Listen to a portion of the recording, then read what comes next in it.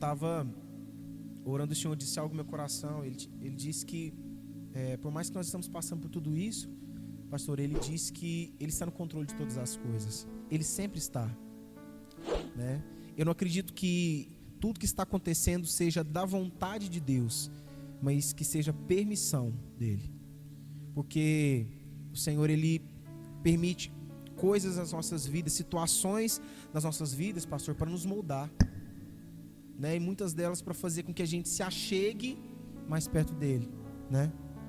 Verdade? Todas as vezes que a humanidade passou por algum tipo de dificuldade, ela se aproximou de Deus. Não que Deus tenha prazer em ver o povo sofrer, né? Isso não é verdade. Deus não tem prazer em ver ninguém sofrer, ninguém morrer. Mas a gente vive debaixo de um princípio que é a lei da semeadura. Então, a gente nada mais colhe do que a gente planta, né? Então, a gente, como humanidade, como coletivo, né? Eu sempre vou sofrer aquilo que você fez de errado. Não porque às vezes você fez sem saber, mas nós estamos ligados, a humanidade está ligada uma na outra, né? Nós somos assim. E Deus, Ele trata sempre no individual, mas Ele é um Deus que pensa no coletivo. Então Ele abençoa a minha vida pensando em abençoar a sua. Então, quando a gente faz algo de errado, quando a gente planta algo de errado, os frutos também são maus. Então, quando Jesus fala assim que se o que tem dentro de você é luz, com grande luz mas se tiver trevas, com grande trevas é. Verdade. Então, aquilo que está dentro de mim mostra para as pessoas, transparece para as pessoas, né? Atinge as pessoas, direto ou indiretamente. O que a gente precisa aprender nesses dias aí de luta, de guerra, que nós precisamos nos aproximar de Deus. Verdade. Né? Então, não estamos felizes, né? É ruim, mas eu acho que Deus parou aquilo que Ele não mandou fazer. Estava conversando isso com o Simei há um tempo, né? Bem no comecinho, e a gente estava falando sobre isso. Deus parou aquilo que Ele não mandou fazer. E Deus não trata, Ele não tem aliança com quem não é dele. Então, tudo que acontece na terra é resultado daquilo que os filhos de Deus estão fazendo. É verdade. Tá? Não pensa que é a China, que é a Rússia, não. Tudo que acontece na terra, nós somos o termômetro da terra. A gente que mede, a gente que dita a terra, né? Os céus são os céus do Senhor, mas a terra deu os filhos dos homens. Então, Deus falou para Adão: você tem que dominar sobre todas as coisas na terra. Então Deus deu para Adão uma autoridade, né? Deus deu para mim, para você, para quem está assistindo, Ele deu uma autoridade na terra. E aí a terra responde aquilo que nós estamos fazendo. Então não é a China, não é a Rússia, não. Somos nós, o povo de Deus. Nós somos o termômetro da terra. Verdade. Nós que ditamos as regras. Quando Adão pecou, o que aconteceu? Não tinha espinho. Adão pecou, a terra nasceu abrolhos e espinhos. Quer dizer, ela teve uma resposta ao pecado de Adão. Então eu acredito que as coisas que estão acontecendo são coisas que nós mesmos plantamos. Não é a ira de Deus, ou é lógico que Deus trata com os seus, mas nós estamos plantando o que colhemos. Isso é fato, né? Não tem como a gente fugir. Então, quando a gente faz algo de errado, a terra responde. Eu entendo também que quando a gente faz algo de certo, a terra também responde, né? Porque a Bíblia fala que ela anseia, ela espera ansiosamente, ela está esperando ansiosamente pela manifestação dos filhos. Então, nós estamos no momento exata. Agora, se tem uma hora que você tem que clamar, a hora é essa. Dobrar o joelho e orar. É essa. E eu estava comentando com o Cimei na outra live que a gente fez, que agora não tem mais desculpa, né? Que as pessoas falavam assim, não, mas é porque eu estou trabalhando demais, não tem tempo para ir na igreja. Agora nós somos a igreja. Agora nós estamos dentro da nossa casa ali, nós podemos fazer um culto com a família. Eu nunca tive tanto tempo com a minha família, igual eu estou tendo agora, viu, pastor Daniel? Então, cai por terra toda concepção religiosa que nós temos agora, né? Porque a gente dependia de um lugar físico para demonstrar que nós estávamos diante de Deus, né? E agora, né? Estamos um mês sem ir na igreja, como é que faz? Você vai para o inferno agora? Não, essa não é a prova viva, não é, pastor? E nesses últimos dias, assim, desde novembro do ano passado, eu tenho tido novas experiências, não só com Deus, mas comigo mesmo, de entender algumas coisas que eu não entendia a respeito de mim. E quando a gente entra num período como esse aí de quarentena, que a gente está ficando em casa, pelo menos a maioria, né, está ficando em casa, a gente vê a primeira coisa que nós tínhamos algo precioso que não usufruíamos, que era a família, né? Segundo, a gente começa a entender e aprender sobre viver na dependência de Deus, porque muitos comércios estão parando, né? Então a gente começa a exercer a fé. Então não é tão ruim assim, irmão, você está em casa passando dificuldade, tá? Não é tão ruim. Por quê? Porque como a gente estava falando, né, não preparou nada que nós estamos falando, né? É um exercício de fé. Nós estamos, assim, a gente poderia aprofundar sobre isso, mas eu acho que hoje não é o dia. Mas só para vocês entenderem, Jesus está voltando, tá? Ele sempre esteve voltando, né? Agora você vê muita gente falando da volta de Cristo. Nossa, mas agora está perto. Não, ele sempre esteve voltando. A preocupação nossa é porque nós estamos passando por dificuldades. Aí a gente começa a desenvolver o medo da morte, não é? Por quê? Porque nós temos medo de morrer. O ser humano, ele não foi feito para morrer, né? Ele foi feito para ter vida eterna. Então ele não está acostumado a morrer como se você acostumasse a morrer, né? Não, como se você tivesse acostumado, não, vou morrer hoje, amanhã eu revivo, não. Então, assim, nós não estamos acostumados a ver morte, né? E com isso se desperta a volta de Cristo. Não, ele sempre está voltando, ele sempre teve. Ele não disse o dia, né? Os discípulos acharam que Jesus viria naquele tempo, e já tem muito tempo, e ele não voltou.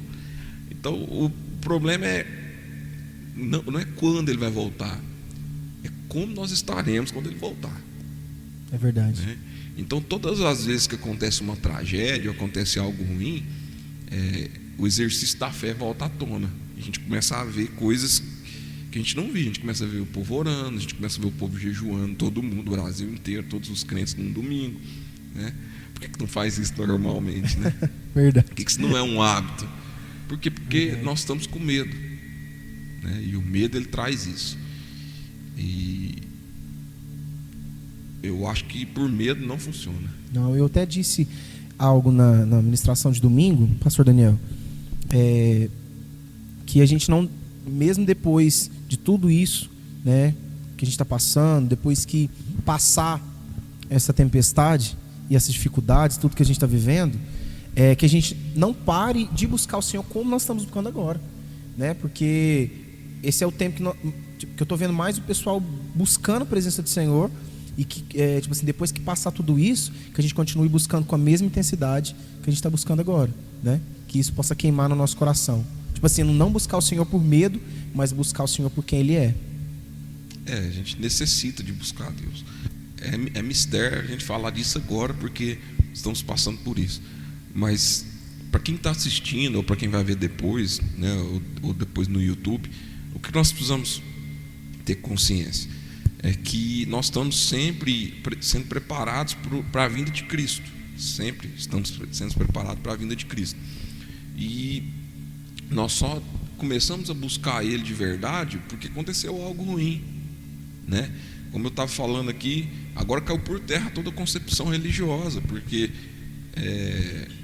você falava que era homem ou mulher de Deus, ou que era crente, ou que não era, porque você estava vindo na igreja, agora você não está vindo mais.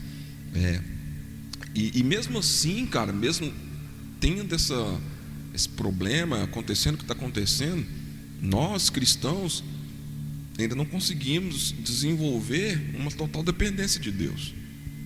A gente ainda acha que nós vamos morrer, a gente ainda acha que vai vir uma calamidade. Assim, se vier, se você morrer, você vai para Cristo, né? Se não, você está passando por mais um treinamento. O que não pode passar, o que nós não podemos esquecer, é que é momento de clamar, né?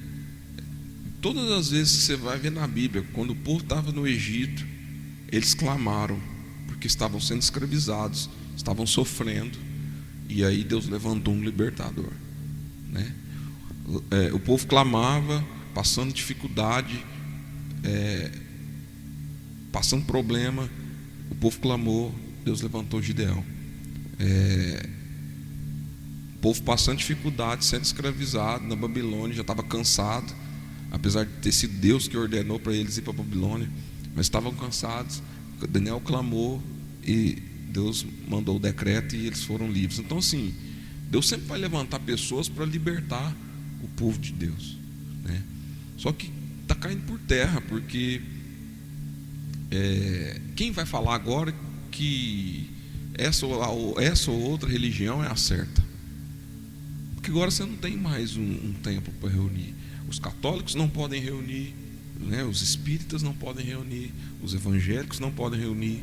Agora, eu tenho falado isso há 6 anos, eu tenho falado isso há quase 6 anos, que a igreja mais preciosa que existe é a família.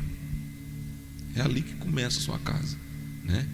Então, assim, são coisas que a gente não vai ver se Deus não colocar a gente dentro de casa, né? Então, o trato de Deus não é com toda a humanidade, porque você precisa pôr uma coisa no seu coração, você que está assistindo: Deus amou todos, ponto final. O amor dele é disponível para todas as pessoas, todas, não é só para o crente. A gente se acha os maiores, né? A gente se acha a última bolacha do pacote. Blindado, né? Estou blindado, né? Principalmente o evangélico brasileiro, ele se acha, alguns líderes aí de renome se acham a bolacha mais preciosa do pacote. E nós não somos, né? Deus não tem compromisso com qualquer religião. Deus tem compromisso com a palavra dele. Então, se a pessoa vive a palavra, se ela cumpre a palavra, se ela sabe a palavra, essa pessoa ama a Deus, né? Jesus falou: aquele que tem os meus mandamentos e os guarda, esse é o que me ama. Então, não vem falar que a religião tal, a igreja tal, essa, não está, né? Agora nós vamos ver isso. Então, o trato de Deus é para com o povo dele. A minha opinião é essa, né? Eu não tenho muitas opiniões, porque quando se trata da palavra é a opinião de Deus, mas uma opinião eu tenho agora, nesse momento, que Deus parou aquilo que ele não mandou fazer. Porque a pior coisa que tem é você ter sucesso naquilo que Deus não mandou você fazer. Não é porque está dando certo que foi Deus que mandou fazer, né? E o que a gente tem visto nos últimos tempos? A gente tem visto a palavra de Deus se alastrar por muitos lugares. Ela tem crescido em muitas coisas, mas está tendo um glamour muito grande, e o que é para ser feito não está sendo feito, né? Tem coisas que Deus não mandou a gente fazer, né? Não adianta você ficar querendo justificar algo que Deus não mandou você fazer. Está dando certo, mas às vezes não foi Deus que mandou, né? Mas está acontecendo, as pessoas estão tudo bem. Não estou falando que isso não é bom. Eu só estou falando que às vezes não foi o que Deus mandou fazer. A gente não pode se reunir, ou elas, num domingo e ter 20, 30, 300, 1000 pessoas num culto e durante a semana aquilo não se manifestar fora da igreja. A gente não pode reunir num show, num evento e ter 20 mil pessoas reunidas num estádio e naquela semana não tiver mudança, porque aquilo ali não foi mais do que um entretenimento. Então, eu sei que vai parecer que nós estamos acusando um ou outro aqui, mas não é isso que eu estou falando, tá? Eu só estou falando que Deus quer que a gente faça o que Ele mandou fazer, né? Era para o povo ir para um confronto, e Moisés falou: nós vamos para o confronto, Deus. E Deus falou assim: tá, mas eu não vou com vocês. Eu não vou com vocês. Eu vou mandar um anjo à frente. E aí Moisés falou: não, se o Senhor não for conosco, nós não iremos. E Deus falou: não, então o meu favor vai com vocês. Moisés falou: não, se a sua presença não for conosco, nós não iremos. O que Moisés estava falando? Se o Senhor não estiver conosco nisso, nessa batalha, nessa dificuldade, nesse momento, nós não vamos. É a ordem que o Senhor deu. Nós queremos fazer aquilo que o Senhor mandou fazer, não o que nós achamos que é certo, baseado até mesmo no que nós lemos na Bíblia. Não. Deus sempre vai dar uma direção pautada na palavra, sempre. Mas é a direção dele, não é aquilo que eu acho que é, né? Então, o que está acontecendo? Nós estamos passando por um momento difícil, por um momento de tribulação, e nós não estamos aproveitando esse momento. Esse momento vai passar, nós vamos passar esse problema da pandemia, nós vamos criar vacinas, as pessoas vão criar imunidade pela doença, e provavelmente a maioria das pessoas, e olha, eu não estou falando com quem não é filho de Deus, com quem não é conhecedor da palavra, estou falando com esses que conhecem a palavra, porque os que não conhecem a palavra, eles não podem ser julgados por aquilo que eles não sabem. Mas quem conhece a palavra e nesse momento não está entendendo o que Deus está fazendo, a maioria dessas pessoas, ou elas vai passar esse problema, esse momento, e elas não vão entender, elas não vão mudar. E isso é que é o mais complicado. Isso é o que é o mais complicado, sabe? Então, quer dizer, precisa de um lugar físico para entender que a glória de Deus, o reino de Deus pode ser manifesto. Enquanto o pessoal não entender que que Jesus falou em João capítulo 4 para a mulher samaritana? Porque ela achava que o lugar de adoração era lá, no poço de Jacó, lá, naquele lugar.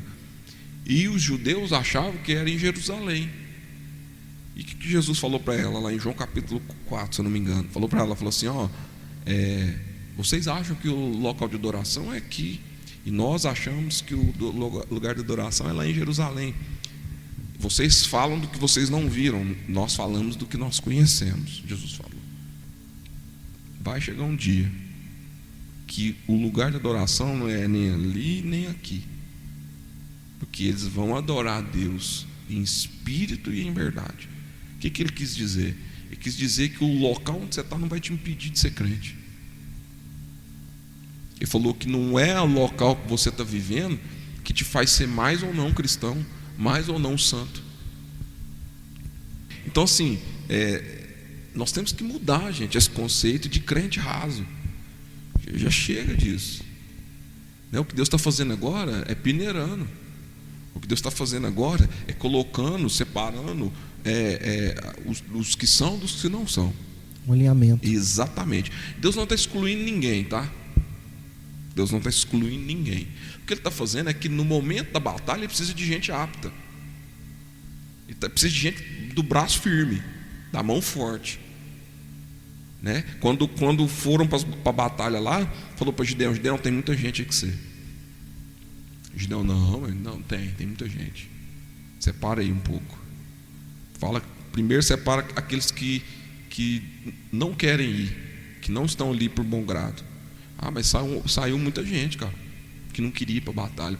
Se você perguntar na igreja quem não quer ir para a batalha, você pode ter certeza que vai sair na hora do culto alguém. Muita gente. Não porque elas não amam a Deus, mas porque elas não estão aptas e dispostas para a batalha. E Deus vai pegar essas pessoas e vai pôr ela na desgraça? Não vai. Deus não fez isso com aquele povo, com os guerreiros de Gideão. falou para Gideão: manda todo mundo voltar para casa, porque esses aí para batalha eles não servem, eles podem servir para outra coisa, mas para batalha não. E depois falou: Gideão, agora você está em muita gente ainda. Gideão falou assim: não, mas não é possível, né? E Deus separou e ficou quantos? Ficou 300 cara.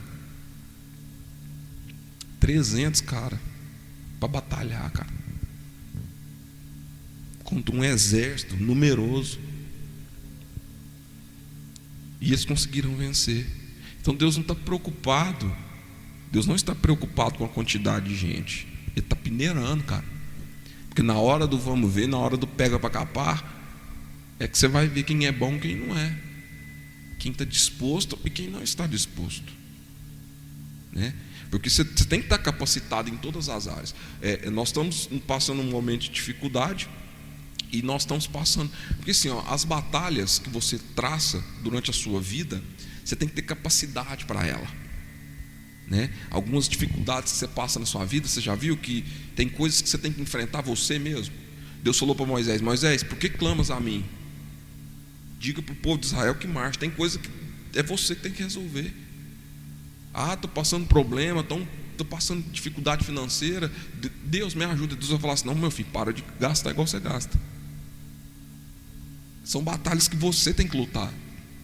São batalhas que você tem que lutar. Ai, Deus me ajuda, eu estou passando problema no meu casamento. Deus vai falar: não, você se vira. É só você parar de ser grosso com a sua esposa. Não é Deus que vai resolver, é você, está na sua mão. Só que Davi fala: Deus, prepara as minhas mãos para a batalha e os meus dedos para a guerra. Por que ele fala isso? Não é a mesma coisa? Não é a mesma coisa. Prepara as minhas mãos para a batalha. Porque tem coisa que você vai vencer com a espada na mão. E Davi era um ótimo guerreiro, mas tinha batalhas que eram espirituais. E ele fala: Deus, prepara as minhas mãos para a batalha e os meus dedos para a guerra. Por quê? A batalha é diária. A guerra ela se estende e ela tem uma dificuldade maior. E as guerras, Davi não vencia com a espada, Davi vencia com a harpa. Então ele falava: Deus, prepara as minhas mãos para a batalha, mas para a guerra, prepara os meus dedos. Ele ia adorar no quarto dele. Porque tem coisas que só Deus vai fazer você vencer. E esse é o momento que só com os dedos, só com a adoração, só com a entrega, só com o entendimento de quem Deus é, que nós vamos vencer. Você vai ficar doente? Pode ser que sim. E porque você está doente, você não é homem, mulher de Deus? Não é isso. Mas eu vou te dar um conselho, você que está aí ouvindo, vendo a live, ou no YouTube depois, eu vou te dar um conselho. Todos os momentos de dificuldade, porque, vamos lá, separe e raciocina comigo. Está todo mundo ficando aonde? Em casa, né? Pelo menos era para ficar. Vamos ficar em casa. E mesmo ficando em casa, está vindo algo para destruir, não é? Me parece muito, é muito parecido com o que aconteceu no Egito. Sim ou não? Sim. Né? É muito parecido com o que aconteceu no Egito. Quer dizer, vieram pragas, né? Vieram pragas e destruíram ali o Egito. E a última era para matar os primogênitos. O trato de Deus no Egito era para libertar quem? O povo de Israel. Porque Deus não tem trato com outras pessoas a não ser com o povo dele. Deus tem compromisso com quem tem aliança com ele. Ele não tem compromisso com quem não tem aliança com ele. Por isso que eu estou falando que tudo que está acontecendo, você falou certo. Deus não tem prazer na desgraça de ninguém, mas é permissão de Deus. Porque o que está acontecendo é permissão de Deus. Para quê? Para alinhar o povo dele, para tirar o povo de dentro do Egito. Deus está falando: não é o lugar de vocês aí, não é para vocês ficarem não, sai daí, ó. Deus está falando: você tem que sair daí, esse lugar que você está não é para você ficar, eu não mandei você ficar aí. Então o trato de Deus é para com o povo, para o povo poder sair dali. E a última praga era essa: fica em casa, porque de noite vai vir o espírito da morte, o anjo da morte, e vai tomar os primogênitos. O que salvou o povo de Israel foi o sangue do cordeiro. Isso todo mundo já sabe, estampado nos umbrais das portas, nas casas. Só que naquele momento, todo mundo dentro de casa, trancado dentro de casa, sabe o que eles estavam fazendo? Ceando, todos. E Deus nos deu uma ordem que para aqueles que não tinham um cordeiro, condições de ter um cordeiro, que matasse um animal menor, ou então que compartilhasse com o seu irmão. Então nesse momento, nós tínhamos que, como igreja, estar unidos uns com os outros em comunhão. Mas Daniel, um na casa do outro, sim. Aliás, não precisa ir na sua casa para estar em comunhão com você, não é? Nós estamos em comunhão. Verdade. Então era um momento de todo mundo entender esse princípio. No momento de dificuldade, quando você está assim, nós não estamos presos, nós não somos cativos, né? Mas naquele momento foi uma ordem de Deus. Deus falou: fique em casa e marca os umbrais das suas casas. Marca, porque eu preciso saber quem é e quem não é. Você só é se você tem a marca do Cordeiro, cara. Se você não tem o sangue do Cordeiro, você não tem como escapar dessa. Daniel, mas já morreu muitos evangélicos, crentes, por causa da doença.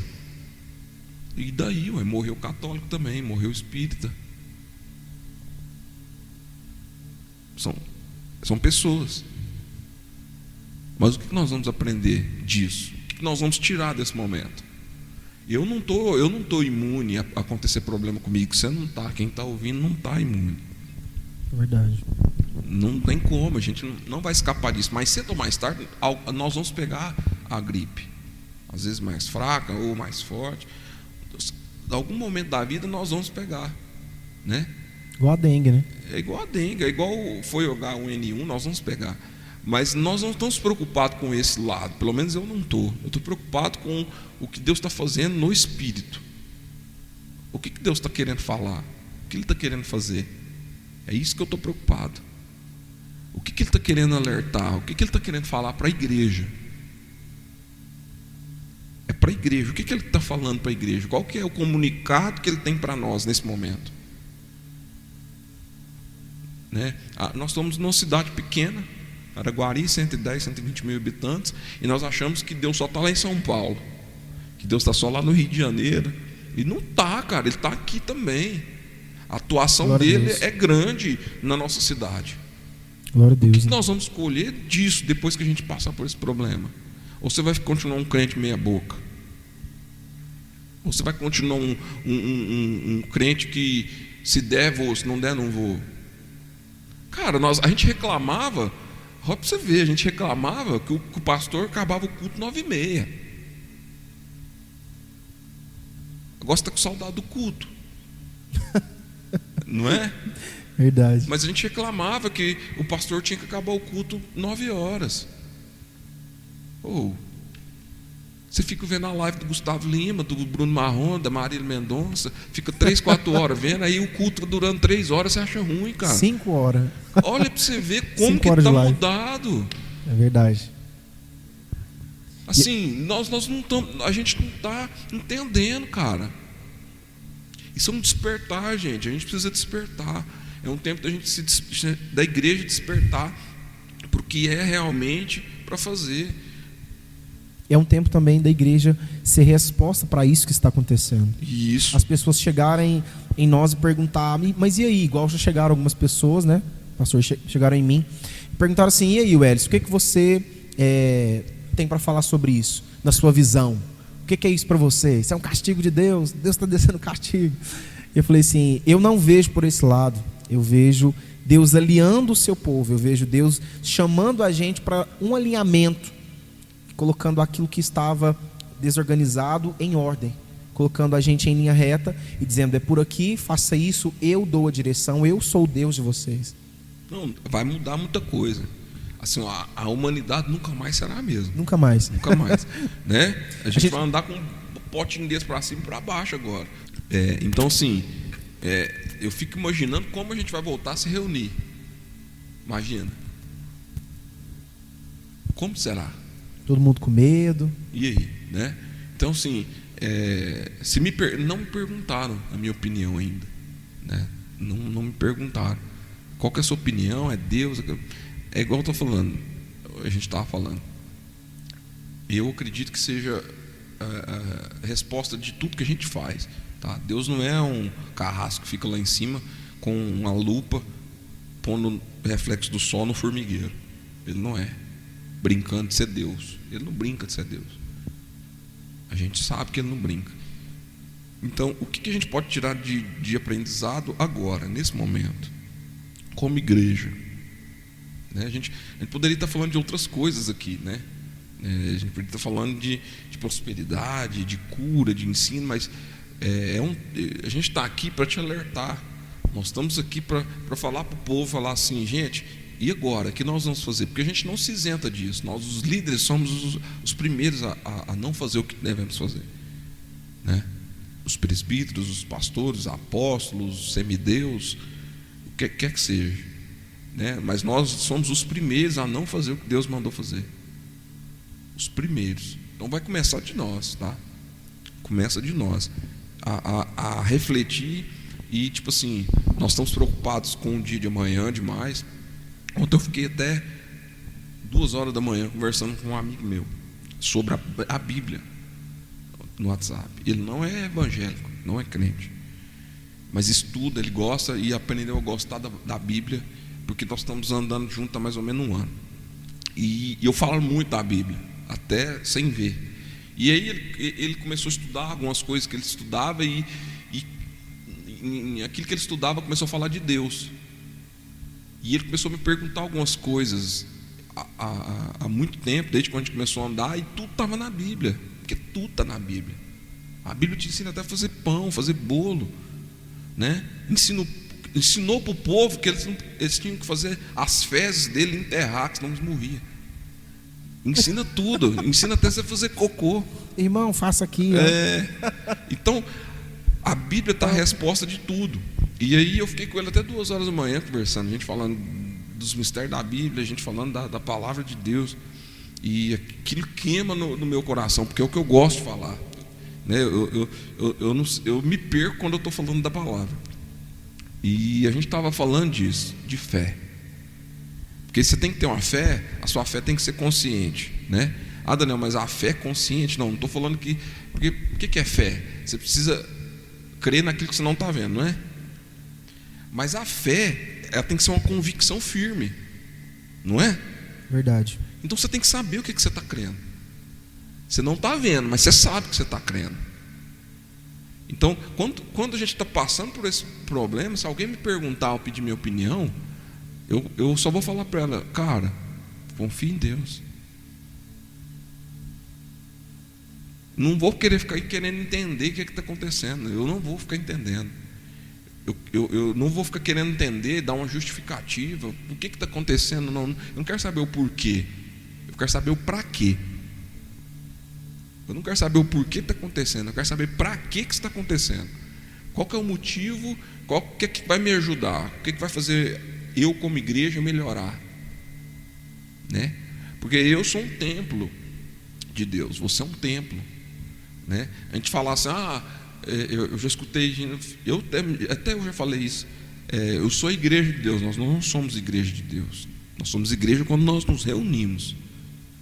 Nós somos templo do Espírito Santo, é diferente, né? Igreja, a palavra igreja significa eclésia, que no original é assembleia. Então tem a reunião do povo, é a assembleia. A palavra eclésia veio quando o povo de Roma se reunia, eles tinham a eclésia deles. E aí por isso que Jesus fala, vocês serão a minha igreja. Fala para os apóstolos, né? Vocês serão a minha eclésia, serão a minha assembleia. Então não foi Jesus que inventou a palavra eclésia, ela já existia, né? Porque é uma reunião. Então nós somos igreja quando nós estamos reunidos, não para cultuar somente. Nós somos igreja quando nós nos reunimos para fazer acontecer algo. Porque se é só a igreja para você se reunir, isso não resolve nada. O que resolve você vir todo domingo da igreja? Nada. Resolve só vir? De jeito nenhum. Você não está vindo agora? E agora? Agora que eu E quero agora? ver. Então quer dizer que você desviou. Quer dizer, não está tendo culto na igreja, agora eu posso beber? Não está tendo culto na igreja, agora eu posso para as festas? Não tem festa, né? Mas sim, agora eu posso fazer o que eu não podia? Não, cara, não tem culto, mas você continua sendo cristão. E mais do que nunca agora você precisa ser cristão. Senão você não vai passar dessa. Não passa. Você perde até a fé. A palavra de Deus fala para a gente guardar a palavra no nosso coração, guardar os mandamentos do Senhor. E é nesse momento que nós temos que colocar tudo aquilo que nós sabemos e entendemos em prática, né? Quanto tempo tem os pastores aí ministrando, né, sobre consertar a vida, voltar para os caminhos do Senhor, alinhar a nossa vida diante da palavra de Deus. E agora é o momento. É o momento que Deus está dando oportunidade também para aquelas pessoas que não conhecem a palavra, porque existem muitas pessoas que não conhecem a palavra de Deus. E esse é um tempo que Deus está dando uma oportunidade, porque muitas pessoas me procuraram e disseram para mim assim: Wellington, eu quero aceitar Jesus. Como que eu faço para aceitar Jesus? Eu quero mudar de vida, eu quero sair da vida que eu estou e quero ser um de vocês. Falei: ser um de nós. Agora não somos super-homem não, vai com calma aí. Ele: não, mas eu quero mudar de vida. Eu falei: amém. Você quer mudar de vida? Só que eu vou te falar uma coisa. Servir a Deus, que as pessoas pensam que servir a Deus é muito simples. Servir a Deus você precisa de renunciar a muita coisa, é uma vida de renúncia. Sem certeza que você quer? Ele falou assim: eu quero.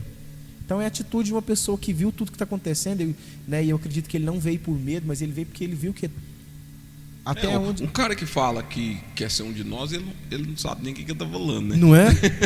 Se soubesse, ele não falava. Mas falava. Por quê? Quando a Bíblia fala que os campos estão brancos, né, que está faltando é só gente para colher, está falando que o povo está preparado, está esperando a gente. É verdade. Está esperando a gente. E no momento de aflição, né, a terra passando por um momento de aflição, a resposta mais sensata é a resposta dos filhos de Deus. Somos nós que temos o cajado na mão. Daniel, agora primeiro você falou que nós não somos a última bolacha de pacote. Agora você está falando que nós somos. É diferente. Uma coisa é você se achar dono da verdade, outra coisa é você carregar ela. Verdade. Né?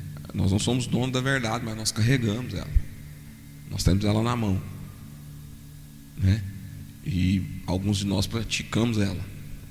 É verdade. Então, todas as vezes que o mundo passou por aflição, a resposta está sim na igreja. A resposta está na igreja. Mas nós não somos a última bolacha de pacote. Isso eu tenho certeza. Por quê? Porque nós não fazemos as coisas certas. Não estamos fazendo como deveria fazer, né? Então, assim, Deus está nos alinhando, igual você falou, nos colocando no trilho ali, nos alinhando para falar: vocês vão fazer agora da forma que eu mandei fazer, viu? Fazer da forma que eu mandei fazer, porque senão vai ficar tudo fechado. E depois que a gente começa a ler a palavra, pastor Daniel, a gente começa a entender que nós erramos muito, né? Nossa, cara. A gente começa a meditar na palavra de Deus, você vê que a gente erra muito, que nós não somos perfeitos, que Deus ele derrama sobre nós a misericórdia mesmo. Você está doido. Todos os dias, né? Por isso que a palavra de Deus diz que a misericórdia dele se renova cada manhã, porque se não fosse ela, nós estaríamos consumidos. Qual que é a mensagem que você deixa para o pessoal que às vezes está desesperado? Às vezes o pessoal está pensando: meu Deus, o que eu vou fazer da minha vida? Porque eu não estou trabalhando, não estou tendo dinheiro. Qual que é a palavra assim que você deixa para eles? Qual que é o pensamento? Não andeis ansiosos com o que haveis de comer ou de beber ou de vestir, né? Então, se não me engano, Lucas capítulo 5, eu acho, né, que fala: não andeis ansiosos. Não se preocupe, irmão. Você que está aí, se você tiver fé mesmo, se tiver o entendimento que Deus está no controle de todas as coisas, você pode ter certeza que Deus não vai te deixar desamparado, tá? Acredita em Deus, seja fiel, né? Porque às vezes a gente quer cobrar algo de Deus que a gente não faz, né? Não tem como a gente colher algo que a gente não plantou. Não tem como. Então, se o conselho que eu te dou é: não andeis ansiosos, tá? Mas posso te falar uma coisa? Seja fiel. A gente chora para dar o dízimo, cara. A gente chora para dar o dízimo, 10%.